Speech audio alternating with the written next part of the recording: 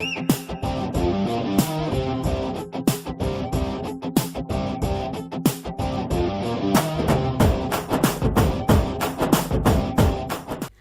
అభిమానులు ఎదురుచూసిన ఆ ఘడియ రానే వచ్చింది. ఇప్పటివరకు కేవలం టీజర్ పోస్టులకే పరిమితమైన కాటమరాయుడు కొద్దిసేపటి క్రితమే పాట రూపంలో అభిమానుల గుండెలను తాకాడు. అనూప్ రూబెన్స్ స్వరకల్పంలో వచ్చిన పాట కాటమరాయుడిపై అంచనాలను మరింతగా పెంచేసింది. ముఖ్యంగా మిరా మిరా మీసం అనే పాటకు బ్యాక్గ్రౌండ్ మ్యూజిక్ ఆయన అభిమానులనే కాదు, పాట వింటున్న సగటు ప్రేక్షకుడితో కూడా స్టెప్పులేయించేలా చేసింది. పల్లవి మొదలయ్యేలోపే ఆ సంగీతం మనలో ఫుల్ జోష్ని నింపుతుంది.